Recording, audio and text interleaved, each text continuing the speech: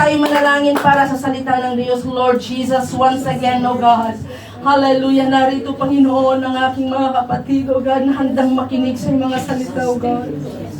We need your anointing to every one of us, Panginoon. Lalo na sa iyong lingkod na nakatayo dito sa harapan ng dakilang Diyos. Hallelujah. Wala po akong magagawa kung wala ka, dakilang Ama. Let your guidance, Panginoon, be upon me today, O Lord God. Hallelujah. Please speak to your people. Hallelujah. Panginoon, sa pamagitan ng iyong abang lingkod, O Lord God, wala akong magagawa kung wala ka, Panginoon. And I pray also, Lord, na ikaw nawang siyang kumilos sa aming kalagitnaan sa oras na ito, Panginoon. Alisin niyo po ang mga hadlang ng kaaway, O God. Hallelujah. Sa aming kalagitnaan, in the name of Jesus Christ. O Lord God, hallelujah. Strengthen, Panginoon, those who are weak today, O God. Hallelujah. Palalahanan niyo rin po ang mga nakakalimot, Panginoon. At higit sa lahat, O God, pagpalain ng mga nangangailangan, O Lord God. You know the needs of everyone, Panginoon. Please speak to us today through your words. In Jesus' name we pray. Amen. Amen. Praise the Lord. Mali na muna ang makaupo. Praise God. Hallelujah. God's willing. Ito po ang title ng ating mensahe ngayong araw na ito, God. Luubin ng Diyos. Praise God. Hallelujah. Sino dito, mga kapatid, ang gusto ng magkaroon ng magandang bahay?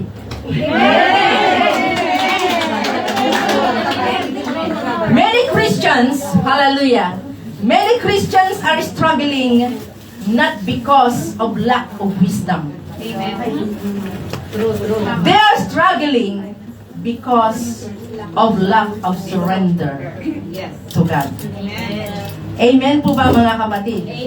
Maraming nag-struggle ng mga mananampalataya ngayon, hindi dahil sa kakulangan ng wisdom. Sobrang talino nga natin eh. Dahil ayaw nating pag alam mo na yung bersikulo, alam ko na yan, di ba? Yan ang sinasabi natin. Praise God. But marami po nag-struggle because of lack of surrender to God.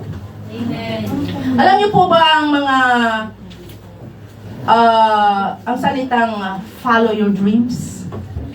Ang salitang follow your dreams, yes, naririnig po natin yan everywhere. Nababasa natin yan sa social media. Nakikita rin natin sa harapan ng mga refrigerator natin. Diba? Sa TikTok, sa sasakyan, follow your dreams. Pero sasabihin ko sa inyo, follow your dreams is not biblical. Yes. Hindi yan galing sa Biblia. Amen. Praise God. It is a cultural mantra. Ibig sabihin, nakasanayan na natin. Nakasanayan na ng mga tao to follow their dreams. Praise God. Pero sasabihin ko sa inyo, mga kapatid, instead na to follow your dreams, surrender your dreams to God.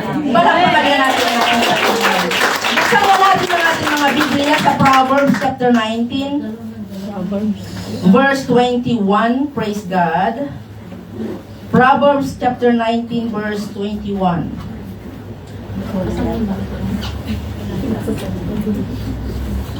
Nandiyan na, mga kapatid?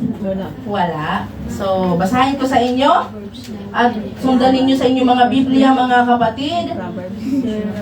Proverbs 19:21, there are many plans in a man's heart, nevertheless, the Lord's counsel that will stand. Ito pong binasa ko ay New King James Version. Sa King James Version, basahin nga ninyo. Wait, sabay-sabay. 1, 2, 3. There are many devices in a man's heart, nevertheless the counsel of the Lord that shall stand. Amen. Sa New International Version, ito po, many are the plans in a person's heart, but it is the Lord's purpose that prevails. Amen.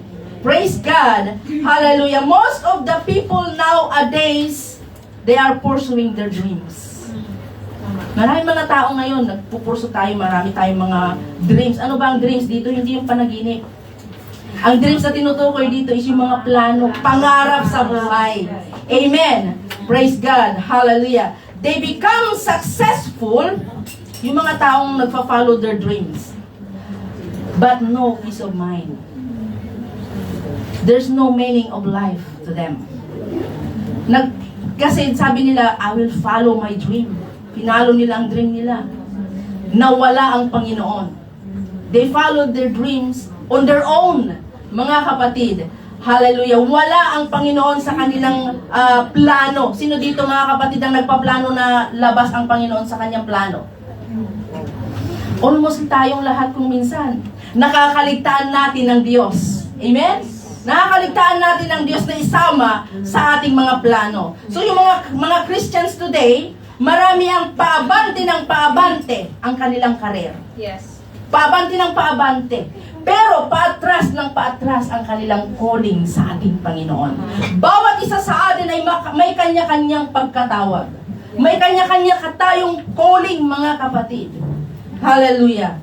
Kung hindi ka man tinawag na mangaral dito sa harapan ng pulpito, tinawag ka naman, kapatid, na mag-akay ng maraming kaluluwa. Amen.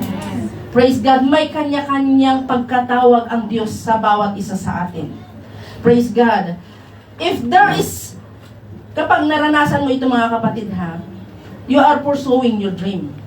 Kapag naranasan natin ito, na paabante, sige, habol ka ng habol, mga kapatid, sa iyong pangarap sa buhay, pero nakakaligtaan mo ang plano ng Diyos sa buhay mo. Hindi ka magtatagumpay. Something is wrong.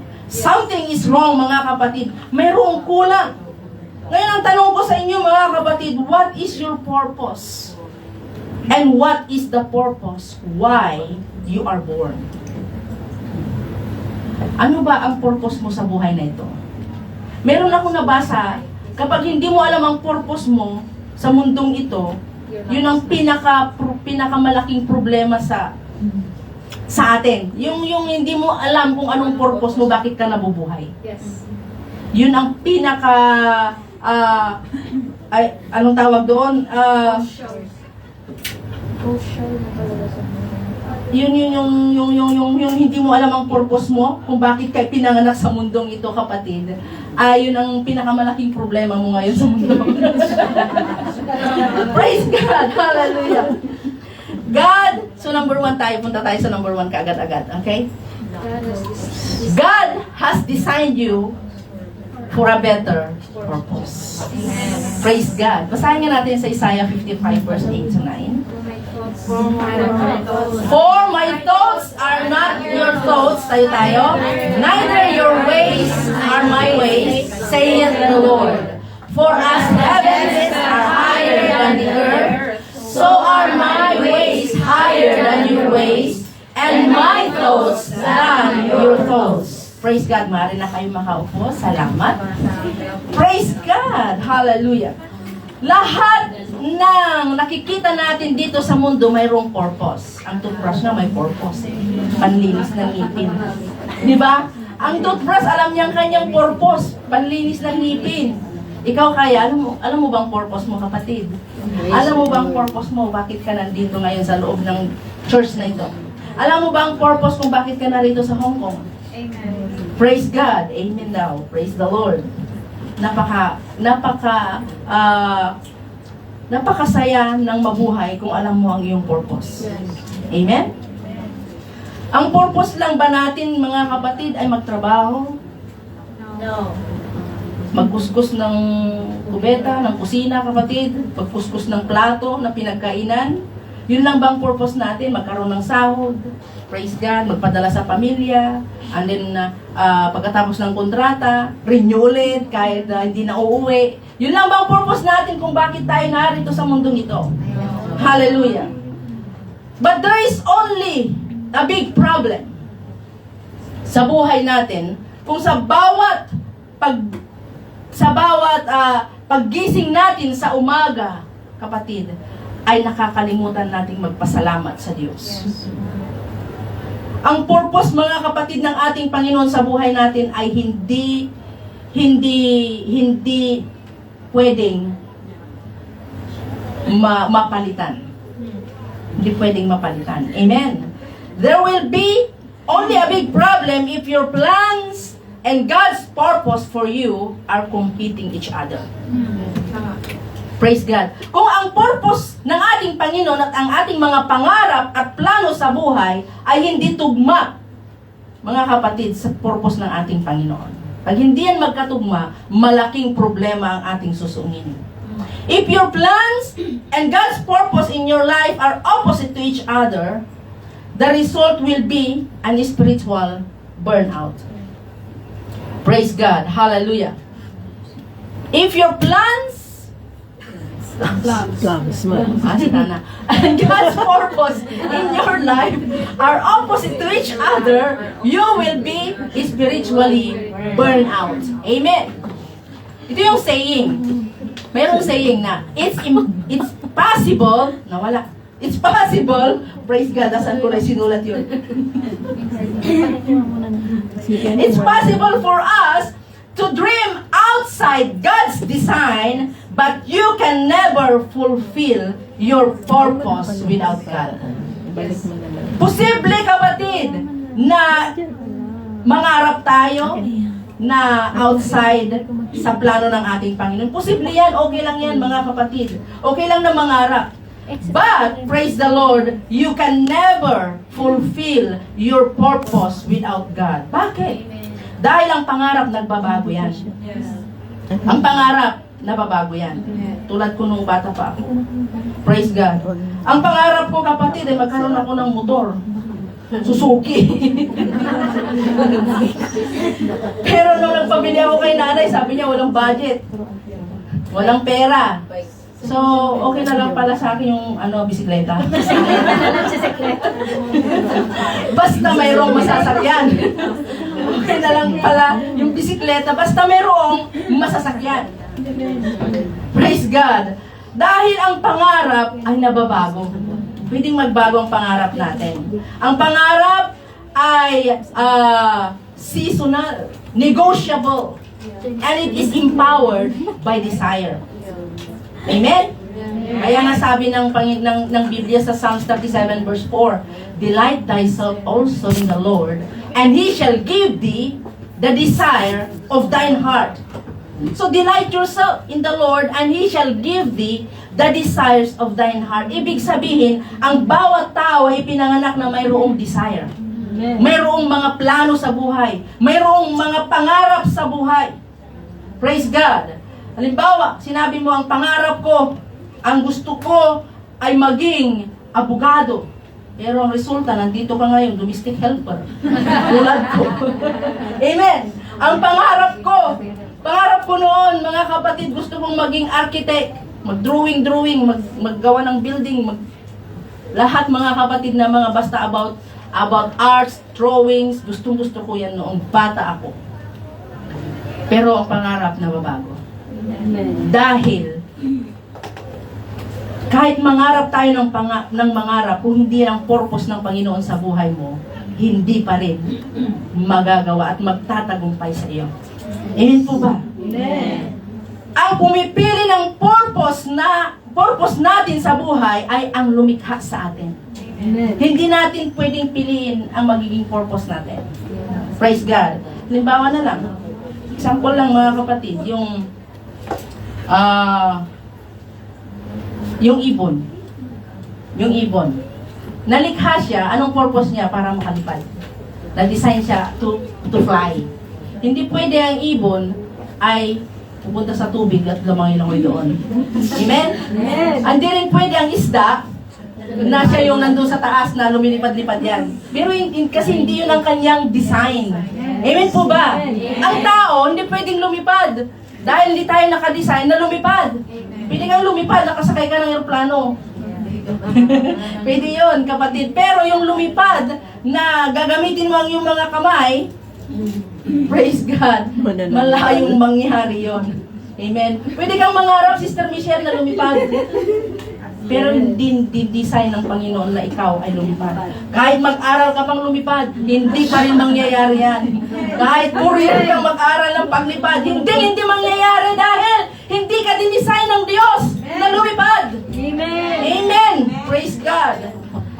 Hallelujah. Kung minsan mga kapatid, sa bawat isa sa atin, kasi kaya nga sabi niya, God has designed you for a better purpose. Praise God. Posibleng mangarap tayong yumaman, pero ang purpose pala ng ating Panginoon ay maglingkod ka sa Diyos. Hallelujah. Pangarap natin, mga kapatid, na maging sikat. Pero ang purpose pala ng ating Panginoon ay maging steward po tayo. Amen po ba? Amen. Maging steward or to build others people. Other people's faith, other people, mga kapatid, na ma-build up ang kanilang mga pananampalataya. Ano ba ang gusto ko sa buhay? Yun ang ibig sabihin ng pangarap. Ang purpose, bakit ba ako nilikha ng Diyos? Yun ang purpose. Yun ang pagkakaiba. Ang pangarap, ano ba ang gusto ko sa buhay? Ang purpose, bakit ba ako nilikha ng Diyos? Praise the Lord. Sa Isaiah chapter 64, verse 8, nandoon yung kasagutan, kapatid. But now, O Lord, Thou art our Father, we are the clay, and Thou our potter, and we all are the work of Thine hand. Tayo'y mga putik lamang sa harapan ng Diyos. Ang clay, pwedeng mangarap. Pwede niya sabihin, sa potter, pwede ba akong maging espada? Pwede ba akong maging espada? Aba, sasabihin ng potter, pwede ka maging espada pero putol ka kaagad-agad. Dahil hindi yun ang kanyang design. Ang clay, hindi yun ang kanyang design. Hindi tayo dinesign to do something na labas sa kalooban ng Diyos. Praise God. Katulad ng pata, nakikita natin yan. Ito yung mangkok. Ito yung jar. Praise God. Ayan. Nakadepende sa gagawin ng Diyos na design para sa iyo. Amen. Nakadepende sa kamay ng potter kung anong mangyayari sa iyo balang araw. Kung anong purpose mo pagdating ng araw. Praise God. You are created to follow God's design. Praise the Lord. Only the potter can do whatever he wanted to the clay. Only the potter. Kasi hindi pwedeng magreklamo ang clay. Ay, gusto kong maging mangkok, ayokong maging jar na lalagyan ng flour. Gusto kong maging mangkok para higupan ako ng gusto kong artista. Hindi pwede yun. Amen. Hallelujah. Hindi pwede yun kasi nakadepende pa rin sa kamay ng nanghuhulma sa iyo. Kaya sa atin, pwede tayong mangarap. Pwede kang mangarap maging singer. Pero kung hindi ka dinesign na maging singer, ay sorry na lang to tell you, kapatid.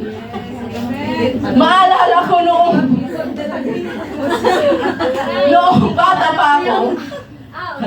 Noong bata pa ako, excuse me sa church, bata pa lang ako, bagong baptize ako, sabi ko kay pastor, Pastor, gusto kong umawit, gusto kong maging singer, sabi ko.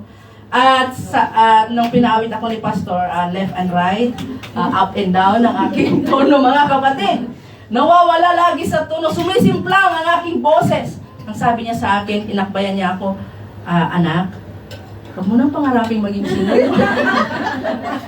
Dinisinyo ka ng Panginoon, maybe pagdating ng araw, you will become a preacher.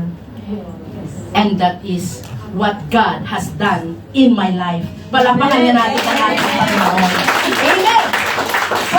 Praise the Lord! Noong nag-abroad po ako, mga kapatid, gusto ko, sabi ko, ayokong maging leader sa church. Ayokong tumayo sa likuran ng pulpito. Maglilinis lang ako, mag-abroad lang ako, maghanap buhay lang ako, mag-ipon ako, uwi na ako.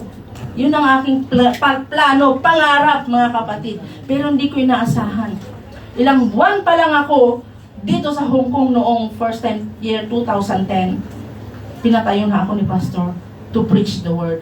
Praise God, sabi ko, talagang hindi ako pwedeng tumakbo, Panginoon, sa plano mo sa buhay ko. Sa atin, kahit takbuhan natin ang plano ng Diyos sa buhay natin, hindi natin pwedeng baliwalain, mga kapatid. Hindi natin kayang takbuhan. Example, si Jonah. Yes. Si Jonah, he is a runaway prophet. Ang design ng Panginoon sa kanya, ang purpose ng Panginoon sa kanya, pupunta siya sa Nineveh para maligtas sila. Pero tinakbuhan niya. Praise God. Nung tinakbuhan niya, nabago ba ang purpose ng Panginoon sa kanya? Hindi! Iniluwa siya ng isda, ng balyena, doon pa rin sa Nineveh. Amen? Hindi na bago. Kaya kahit takbuhan mo ang purpose ng Panginoon sa buhay mo, hindi mababago ang purpose ng Diyos sa bawat isa sa atin. Amen? Palapakan na natin ang ating Panginoon. Hindi natin kayang baguhin, kapatid. Praise God. Ang purpose ng Diyos sa buhay natin. Kapag may design, may designer, di po ba? Yes. Amen. Praise God. At maalala ko noong sa lesson ng God's One God, about One God, ha? Merong isang pilosopo kasi, hindi siya naniniwala sa Diyos.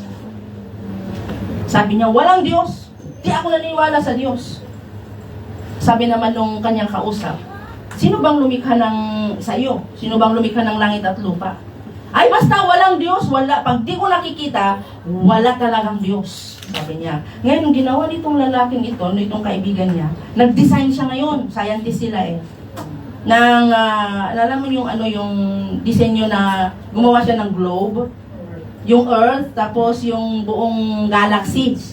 Yung naglagay siya ng Saturn, ng Venus, yan, ginawa niya.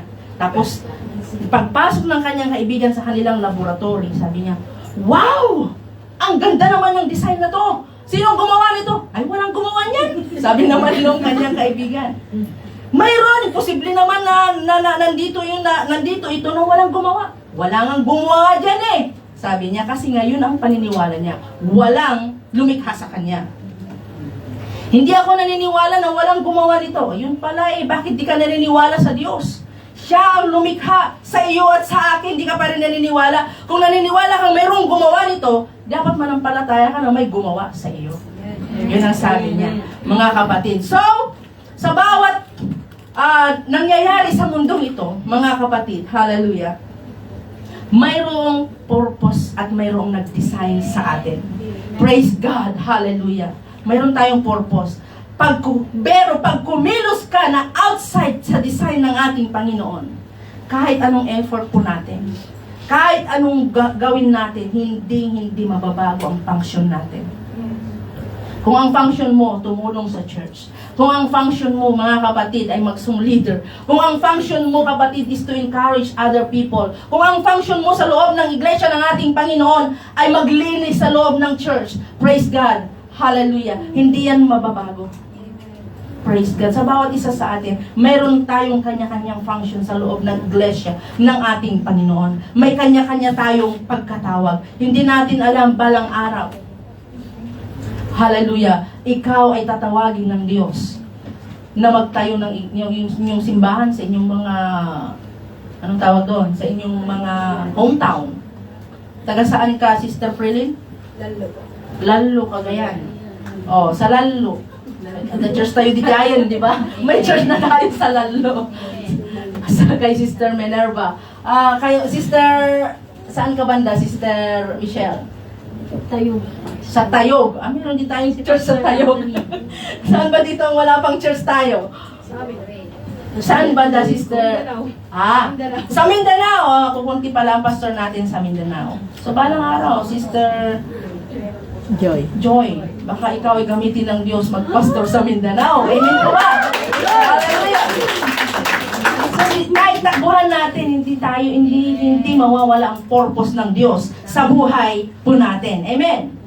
Pero, I just realized, mga kapatid, sa mga I just realized sa mga kapanahonang ito, hallelujah. Many people ngayon are anxious, pressured, mga kapatid, and exhausted. Not because they are poor, but because we are living outside God's design. Naranasan namin po yan, kapatid. Naranasan po namin na tumalikod sa design ng ating Panginoon, na tumalikod sa purpose ng ating Panginoon. Dahil sa mahirap ang buhay, di po ba? Praise God. Tinakbuhan namin ng church. Hindi namin tinakuhan actually. Ginawa namin part-time ang church. Praise God. Every Sunday na lang kami pumupunta. Nagtrabaho ang asawa ko. Nagtrabaho siya dahil may dalawa na kaming anak. Ang akala namin ay magiging okay ang lahat. Pero hindi yun ang pagkatawag ng Diyos sa buhay namin. Kaya ang nangyari, mga kapatid, hindi kami binigyan ng pagpapala. Instead, lumubog pa kami sa utang. Nagkalubog-lubog pa ang buhay namin. At nagkasakit pa kami. Doon na na-realize, mga kapatid ng asawa ko, Lord, if it is not your will, and it is not your purpose, na ako'y naririto, ibalik mo kami. Babalik na kami, Lord, sa disenyong ipinagkaloob mo sa amin. Kung anong purpose mo sa buhay namin. Bumalik kami, kapatid. Ay, walang-wala kami. Doon namin nakita na ang pagpapala ng Diyos ay susunod sa mga taong marunong sumunod sa Kanya. Amen. Palampakan nga natin ang ating Panginoon. Praise the Lord. Kaya nga, you need to surrender your dreams to God. Yung nagpaplano ka na outside ang ating Panginoon, hindi pagpapalang aabutin natin. Kundi, magiging cursed. Hindi pagpapala, kundi magiging miserable ang magiging buhay po natin. Pag nag-effort ka, kahit anong effort ang gawin mo, kapatid, kung hindi ka talaga dinisenyo dyan ng ating Panginoon, praise God, hindi ka pa rin magtatagumpay. Sample na lang si Samson. Si Samson, tinawag siya ng ating Panginoon to judge Israel para iligtas ang mga Israelitas. Di ba ba? To judge the Israel. Na sa mga panahon nila. Pero dahil binigyan siya ng kakaibang lakas, binigyan siya, kapatid, ng kakaibang talento na binigay ng Diyos sa kanya. Ginamit niya yun sa ibang paraan. Saan niya ginamit? Siya ay tumayo bilang lover boy. Nag-ano siya, mga kapatid, naghanap siya ng mga girls. Dahil malakas siya, ay gustong-gusto niya naman. Praise God.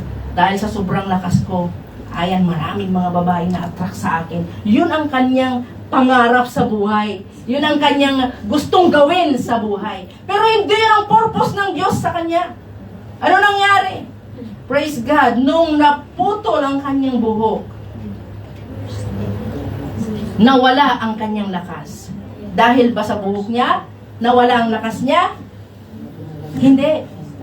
Nung naputol ang kanyang buhok, nawala ang kanyang kalakasan, hindi dahil sa putol na buhok, kundi dahil yung presensya ng Diyos ay lumayo na sa kanya. Dahil ang presensya ng Diyos ay lumayo na sa kanya. Kaya sa atin, mga kapatid, if you want God to bless you, huwag na huwag mong kalilimutang isama ang Diyos sa iyong mga pangarap. Praise God! Upang sa ganun hindi ka rin layuan ng presensya ng ating Panginoon. Hallelujah! Kaya nga kung saan ka tinawag ng Diyos, diyan ka, kapatid, diyan ka dinisign ng ating Panginoon. Huwag ka nang lumayo, huwag kang mag-run away. Marami sa atin nagbabackslide. Tumatalikod, pero after a few months, bumabalik sila. Dahil hindi hinaayahan ng Diyos na mawala tayo. Marami sa atin, mga kapatid, ang bumabagsak, pero hindi nayaan ng Diyos na tayo mawasak. Amen po ba? Marami sa atin ang bumabagsak, pero hindi nayaan ng Diyos mawasak po tayo. Marami, kapatid, ang nalulugmok na, pero hindi nahayaan ng Diyos na manatili ka diyan. Itatayo ka ng ating Panginoon. Dahil ang purpose ng Diyos, kapatid, is to glorify His name. For you to glorify His name, kapatid. Praise God. You need to surrender your dreams to God. Kaya nga sabi sa Proverbs 16 verse 3, commit thy works unto the Lord, and thy thoughts shall be established. Basahin nga natin lahat. Anong surrendering dito? Surrendering, trusting your effort, decisions, and goals to God, rather than trying to force the outcome on your own. Sorry po typically error lang po. Praise God. Trusting your effort and decisions and goals to God, rather than trying to force the outcome on your own. Praise God. Alam niyo po ba ang pagkakaiba ng kumpas at saka Google Maps?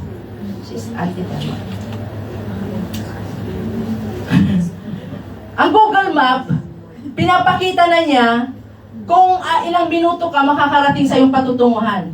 After 40 minutes, you will reach your destination. Sabi niya. In 20 meters, turn right, turn left. Sabi niya, nagsasalita nga yung Google Maps. Di ba? Pero yung kumpas, ituturo lang niya sa iyo ang north, west, south, east. Di ba? Tinuturo lang niya ang direksyon. Kung minsan, sa totoo lang mga kapatid, ang Biblia ay ginagawa nating Google Maps. Ang salita ng Diyos ay ginagawa nating Google Maps. Akala natin, makikita natin doon ang magiging kinabukasan na natin kaagad-agad. Akala natin mga kapatid, nandun na sa Biblia lahat na magiging bukas po natin. Ngunit ang sabi ng ating Panginoon, Thy word is a lamp unto my feet and a light unto my path. Siya yung kumpas sa buhay po natin, hindi siya Google Map. Hallelujah. Kumpas ibig sabihin, He is leading you step by step. In your every step, God shows you, mga kapatid, which way you should go. Hindi siya yung katulad ng Google Map na mayroon ka ng after 4 hours, ay nandoon ka na. Nasasabihin sa'yo, after 35 years old, magkakasal ka na. Yun, mga kapatid, parang Google Map. Pagkatungtong ko ng 35, ako'y kakasal na. Wala pang ang boyfriend eh. Di ba? Or di kaya sabihin mo, sa age na 23, ako'y magiging entrepreneur. Eh, wala kang ang trabaho eh. Di ba? Parang Google Map yun. Dinidesign mo na yung magiging ikaw. Praise God. Pero ang Diyos, ang salita ng Diyos ay parang kumpas. Praise God. Ituturo lang niya sa iyo ang tamang direksyon. Praise God. Kailangan mo lang na i-follow ang direksyon na yon para ikaw ay magtagumpay sa iyong patutunguhan. Hallelujah. So sa buhay po natin bilang mga anak ng Diyos, saan po tayo? Ano pong dapat natin gawin sa buhay po natin? Gawin natin, ang Biblia ay parang kumpas. Hallelujah. Thy word is a lamp unto my feet and a light unto my path. Hayaan natin ang salita ng Diyos ang mag-lead po sa atin. Hayaan natin na sa bawat pangarap natin, Lord, pangarap ko pong maging ganito. If it is your will, Lord, please grant it. If it is not your will, then please make a way. Ganon dapat ang prayer natin. Katulad mga example ko lang, excuse me for using it as an example. Yung anak ko na panganay, she is already 25 years old that time, nung last year. Praise God. Dahil atat-atat siyang magka-boyfriend dahil walang nanliligaw sa kanya. Nagkaroon siya ng boyfriend online. Yan. At sinabi niya sa akin, sabi ko, di ba ang ano namin sa iyo, sa bahay na ito, is, if you want to have a boyfriend, it must be a Christian. May takot sa Diyos, kapatiran natin, di ba? Sabi ko sa kanya. Pero yung kanyang boyfriend is, Trinitarian, mga kapatid. At ang kanyang parents is Iglesia ni Cristo. So sabi ko, Lord, so complicated, Lord. Please make a way, Lord. If it is not your will, make a way, Lord. Sila na po. Maghiwalay sila, sabi ko. And then after 5 months, naghiwalay na sila. Nung sinabi ng anak ko, Mama, wala na si ganito. Hiwalay na kami. Praise the Lord! God answers my prayer, anak ko. Sabi ko sa kanya, Mama naman eh. Broken na nga ako. Praise the Lord ka dyan. Hindi yan kalooban ng Diyos, anak. Sabi ko sa kanya. So, if it is not God's will, God will make a way. Amen po ba? Praise God. Hallelujah. Palakpakan natin. Huwag tayong matakot, mga kapatid, na ipag-pray ng ating mga anak sa ganoong paraan. Kasi para mawala yung kasi sa atin minsan, ang sarili po natin, I mean, ourselves, is the one na nagdidisip po tayo kung minsan. Dahil sa ating mga emosyon. Dahil sa ating mga desire. That is why nadideceive po tayo. So sa atin, sa ating mga kontrata, wala sa kontrata natin na magtrabaho tayo outside sa employer's house. Dahil nadideceive po tayo, kailangan natin ng pera, nagpa-part-time ka. Tapos nahuli ka ng pulis. Lord, pagsubok lamang ito.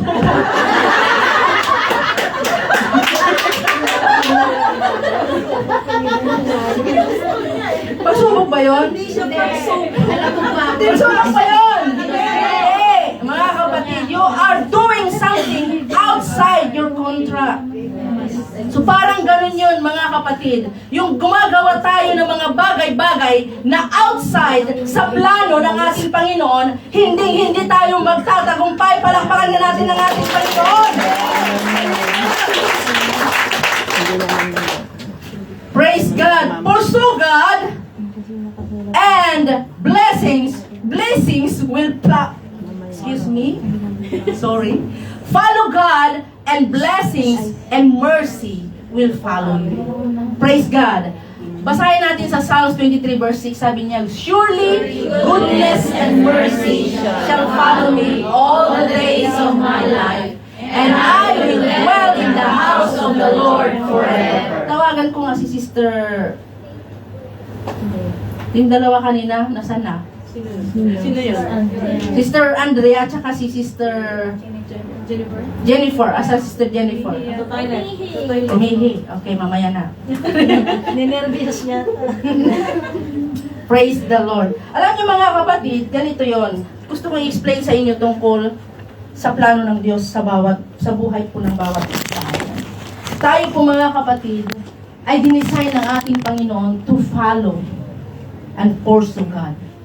At design ng ating Panginoon that the blessings and mercy will follow you all the days of your life. Just let God lead you and blessings will follow you. Halika kayong dalawa. Praise God. Hallelujah. Follow me. Example, siya si mercy at siya si blessing. And I'm pursuing God.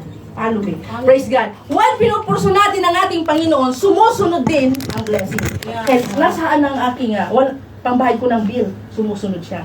Pambayad ko ng bahay, sumusunod sila. Pambayad ko ng kuryente, andyan ang blessing mga kapatid. Pang tuition ng anak ko, nandyan ang blessing. Because you are pursuing God. Balik rin natin. I will follow them. Praise God. I'm pursuing the blessing and the mercy. Naiwan si God. Nung iniwan na nila ako, nag-isa ka na lang. Iniwan na nila ako. Mag-isa na lang ako. Tapos, ang Panginoon nasa likod ko. Mag-isa na lang ako. Mag-isa na lang ako. Wala na. Lord, bakit mo ako iniwan? Sasabihin natin, sino bang nang iwan kay God? Sino bang nang iwan kay God? Ako. Excuse me. Ikaw ang nang iwan kay God because you are following the blessing. So if you follow God, blessings will follow you. Amen. Praise God. Pero kung ikaw tumalikod ka na kay God at yung blessing yung iyong pinupurso, praise the Lord. Hallelujah. Wala na ang presence ng Panginoon sa'yo. Wala na ang pagpapala. Tatakbuhan ka na rin ng blessing ng ating Panginoon. Naintindihan niyo po ba mga kapatid? So if you want the blessing of God in your life, you must pursue God. You must trust God's leading sa buhay po natin. Palakpakan na natin ang ating Panginoon. Hallelujah! If you let God, mga kapatid, if you let God lead you, God is committed to have a responsibility for your future. Praise God. Basahin natin. God is committed to have a responsibility for your future if you pursue God's purpose. Hayaan natin ang purpose ng Panginoon ang magtagumpay sa buhay natin. Dahil gusto mo ng blessing, hinabol mo, pero yun ba ang design ng Diyos. Hindi yun ang design ng Diyos. Anong sabi ng Diyos?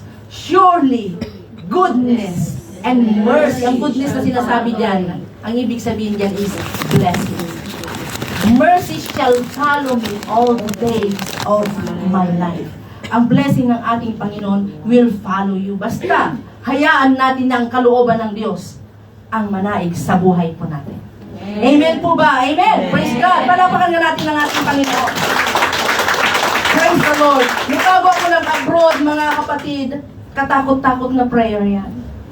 Lord, if it is not your will, then don't let me go. Pero if it is your will, Lord, give me a good employer. Bigyan mo ako ng mabait na amo, mapagbigay na amo.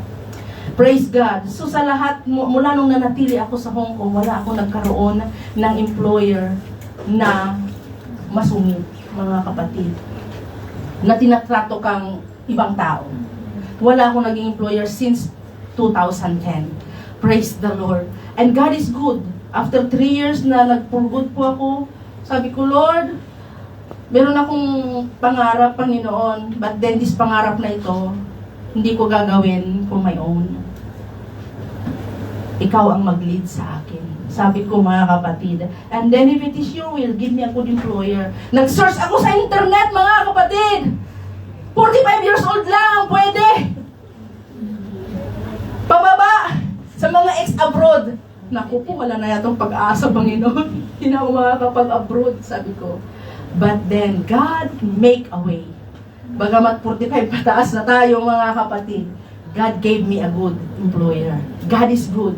Praise God. At sabi ko, malapit lang sana sa church. Malapit lang din, dyan lang sa Chunmun. Palakpakan nga natin ang ating Panginoon.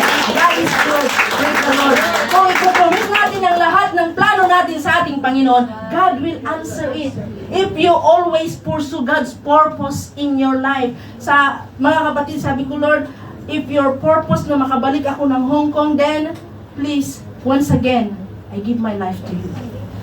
Once again, Lord, kahit na iiwanan ko na naman ang iglesia ng ating Panginoon, na iglesia mo, na ang asawa ko, iwanan ko naman, Lord. But then it's okay, Lord, help me.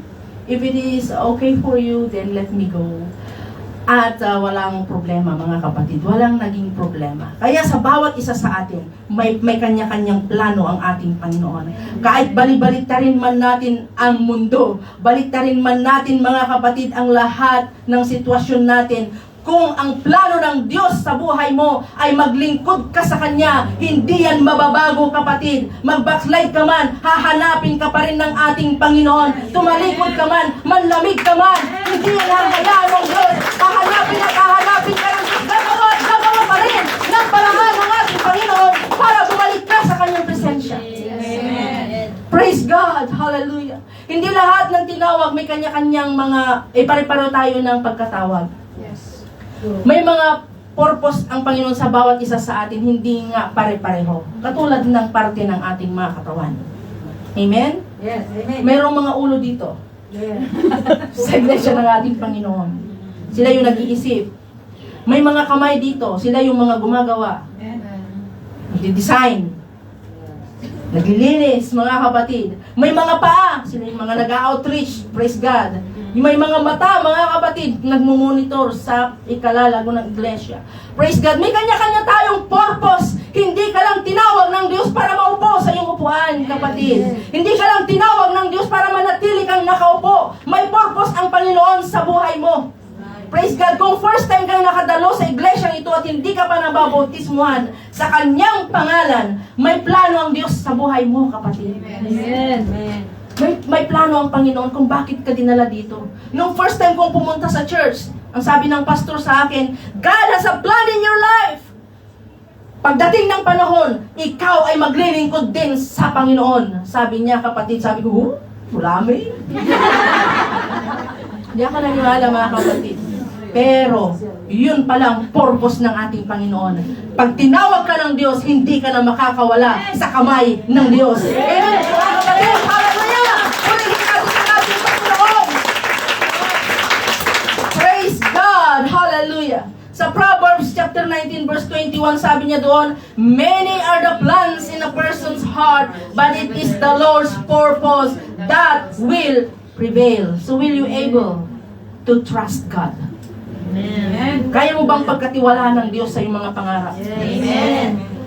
Kaya mo bang, nag-amen kayo mga kapatid, kaya mo bang ipagkatiwala sa Diyos na ang iyong mga pangarap ay babaguhin niya? Yes. Amen. Kaya mo bang ipagkatiwala sa Diyos na ang iyong mga pangarap ay pwede niyang tanggalin? Amen. Amen pa rin? Amen pa rin? Amen pa rin? Amen pa rin? Kaya pa rin? Kaya niyo ba mga kapatid na magtiwala pa rin sa ating Panginoon kung ang iyong mismong pangarap ay hindi kalooban ng Diyos? Amen. Praise God. Kung gusto mo mga kapatid na baguhin ng Diyos ang lahat ng mga pangarap mo, kapatid, sa mga pagkakataon at hindi man kalooban ng ating Panginoon, huwag kang magtampo sa Panginoon. Huwag kang magtampo sa Diyos. Kung i-resize niya ang ating mga pangarap, halimbawa, mansyon ang gusto mo. Pero ang purpose at design ng ating Panginoon, magkaroon ka lang ng bungalow. Okay na ba yun? Amen! At least may bahay at lupa ka, kapatid. Kasi pag nakita ng ating Panginoon na yung pangarap mo na yon, praise God, ay maging, pag nagkaroon ka ng mansion, ay nakikita na ng Diyos na makakalimutan mo siya. Kaya hindi niya yon ibibigay. Amen po ba? Praise the Lord! Hallelujah! Sa bawat isa sa atin, mga kapatid, mayroon mga tayong mga pangarap, pero pag hindi yan dinisign ng ating Panginoon na magkaroon tayo, hindi yan lulubin ng Diyos. Praise the Lord! It is God's will for you to do it, or it is your will. I mean, may katanungan ako. Kalooban, yung kalooban ba ng Diyos ang gusto mong masunod, or yung kalooban po natin? Kalooban ng Diyos. Then submit your dreams to God, and you will never go wrong with it. Praise God. Sa James chapter 4, verse 14 to 15, sabi niya, whereas you know that what shall be on the morrow, for what is your life? Ano ba ang buhay? It is even a vapor, para siyang hamog, mga kapatid, that appeared for a little time and then vanisheth away. For that you ought to say, if the Lord will, we shall live and do this or that. Dito yung nakuha yung God's willing na salita. If the Lord will. God's willing. If God's willing or loobin ng Diyos, mga kapatid, hallelujah, na sa taong ito, 2026, ikaw ay magtatagumpay sa iyong mga pangarap sa buhay kasama ang Panginoon. Loobin ng Diyos na ang mga pangarap natin na makapagtapos ang ating mga anak sa pag-aaral. Loobin nawa ng Diyos, kapatid, na makapagtapos sila. Loobin nawa ng Diyos na magkaroon tayo ng breakthrough spiritually. Ibig sabihin, mapagtatagampayan po natin lahat ng mga pagsubok na darating sa buhay. Praise God. God's willing. Maumpisan mo ng bahay mong ipinapatayo. Amen. God's willing, Sister Benos. Praise God. God's willing, hallelujah, na magkakaroon ka na ng baboyan. Mga nangangarap ba magkaroon ng baboy dito? Sa iyong bahay sa Pilipinas. Praise the Lord. So if it is God's will, then He will do it. Praise God. Kahit na anong takbo natin, kung hindi yan ang purpose at design ng ating Panginoon para sa iyo, hindi ka magtatagumpay. Pero if it is God's will, praise the Lord, wala ka rin. Ang Panginoon, hindi kanya hahayaang mapalayo sa Kanya. Palakpakan nga natin ang ating Panginoon. Tumayo tayo lahat sa oras na ito, mga kapatid. Praise the Lord. Hallelujah. Kundi lang ang pili kong sabihin sa inyo, mga kapatid. Take note, hallelujah, na ang pangarap ay nababago. Na ang pangarap po natin ay negotiable. Na ang mga pangarap natin ay empowered by desire. Ang desire po ba natin ay gawin ang kalooban ng Diyos sa buhay natin? O ang desire po ba natin, mga kapatid, ay ito pa rin ang pangarap natin na outside ang ating Panginoon? Kung minsan sa atin, hinahayaan lang natin na Lord, I open my lips. ang Panginoon, dinadagdag na lang natin sa ating mga schedules. Kung minsan, ang Panginoon na lamang ay dinadagdag natin sa ating mga schedules, sa ating mga time. Kasi more on, ang ating mga plano sa buhay, ang ating mga gustong gawin ang nasusunod. Hindi ang kalooban ng Diyos. Kaya kung minsan hindi tayo nagtatagumpay, kung minsan walang blessing, wala tayong natatanggap na kasagutan sa ating mga panalangin. Bakit? Kasi sabi natin, Lord, saka ka na lang, family first. Yung time lang na ito na pwede kong kausapin ang family ko, hindi ba pwede, Lord, na hindi muna ako magsimba? Yes, you can have your family first, but your family first, sa pinakatuktok niyan, put God first. God and then your family. Then God will guide your family. Pag mas mataas ang Diyos sa iyong pamilya, kapatid, praise God, nariyan yung protection ng ating Panginoon. Pag mas mataas ang Diyos sa ating mga pangarap, nariyan ang protection ng Diyos. Katulad ng isang umbrella, mga kapatid, hallelujah. Yung isang payong na kung saan nakasalukob sa atin, praise God, tuwing mayroong mataas na araw o maulan man, kapatid. Praise God. Gawin nating umbrella ng ating Panginoon. Mas nauuna siya, tinatakpan ang iyong mga pangarap, praise God, upang sa ganon, sa anumang hakbang na iyong gagawin, ang Panginoon pa rin ang siyang gagabay at siyang maglilid sa ating mga buhay. Amen. Huwag nating hahayaan, kapatid, na mas nauunang pangarap natin kaysa sa ating Panginoon. Let us put God first. Hallelujah. Yung pagiging steward po natin, hallelujah. Kung minsan, sa ating mga sahod, mga kapatid, I'm sorry to tell this, pero it is a truth. Naiutang mo na lahat ng sahod mo, sasabihin mo, Lord, wala akong tithes ngayon. Di ako makakapagbigay ng aking ikapo, Lord, dahil marami akong babayaran na utang. Sa tingin mo ba, ang blessing ay susunod sa iyo? Hindi. Dahil inuna mo ang pangangailangan mo. Hindi mo ikinumit sa Diyos. Praise God. Put God first in everything. And if it is God's will, mga kapatid, na kung saan pagpapalain kanya kahit saan ka man magpunta. Ano man ang iyong gagawin, ano man ang pangarap mo sa buhay, basta nauna ang Diyos sa lahat ng iyong mga ginagawa, kapatid. Nagtatagumpay po tayo. Hallelujah! Praise God! Hallelujah! Let us offer our life to God. This time, mga kapatid, why not offer to God all your plans, all your dreams? Sapagkat in Ecclesiastes chapter 3 verse 11, He has made everything beautiful in His time. Mayroon ng pangako ang Diyos sa bawat isa sa atin. May pangako ang Diyos, for I have a plan to prosper you. Ang sabi ng ating Panginoon. Na kung saan ang Diyos mayroon ng pangako sa bawat isa, na kapag ikaw ay susunod sa Kanya, na kapag ikaw ay lalakad sa Kanyang kalooban, He will not leave you. He will not leave you alone. He will lead you. He will guide you if you let God lead you.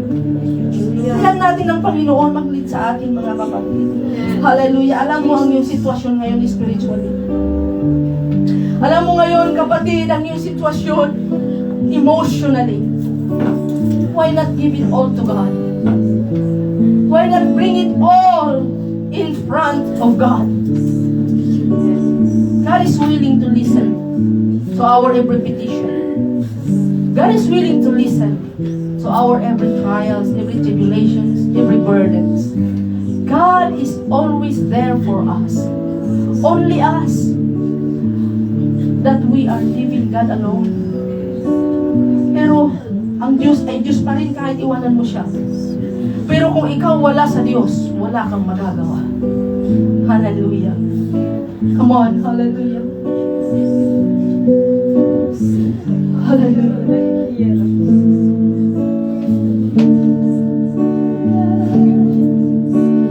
Just reflect to God. You are free to pray before the Lord. Lord, lead my mind, lead my heart. Lord, let your will be done in my life. Sabihin natin sa ating Panginoon, let me do what is your will, Panginoon. Let me follow your will in my life.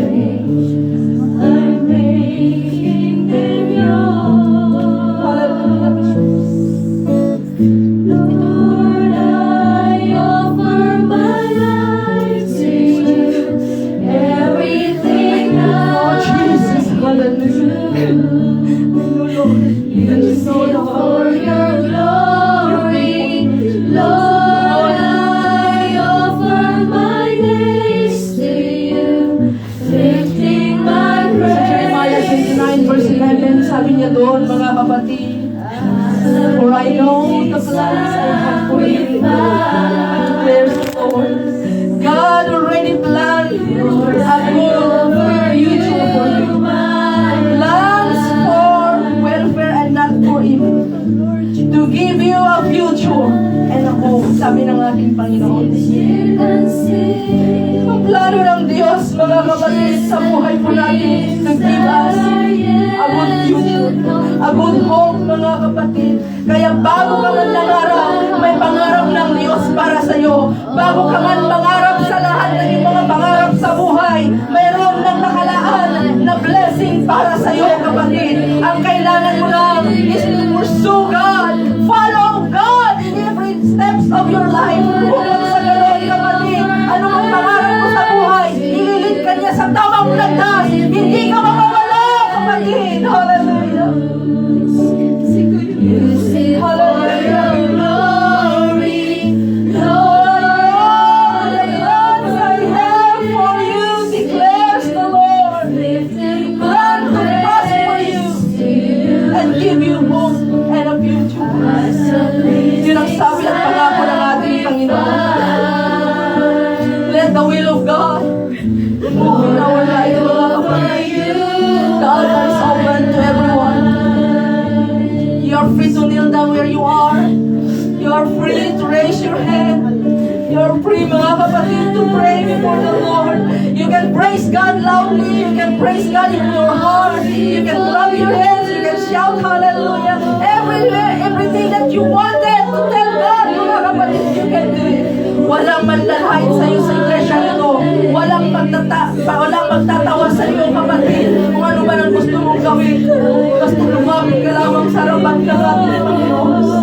Magpakumbaba tayo sa harapan ng Diyos. Because we are nothing without God. Hallelujah. Let us offer our life to God. Everything. Maging ang ating mga employers na may masasamang ugali, mga kapatid. Walang imposible sa harapan ng Diyos. Hallelujah. Kung ang layo na, mga kapatid, sa panahon ni Daniel ay pinatahimik niya. Ang mga employer pa kaya natin na mayroong masasamang mga ugali, kapatid. There's nothing impossible with God. Just give it all to God. All your situation. Hallelujah.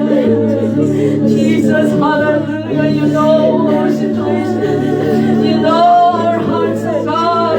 Alam mo, Panginoon, ang dinadala ng bawat isa sa amin, Lord. Oh, hallelujah. Move in our lives, oh God, once again. Let your spirit comfort us, oh Lord. Let your spirit guide us. Let your spirit, Lord God, protect us.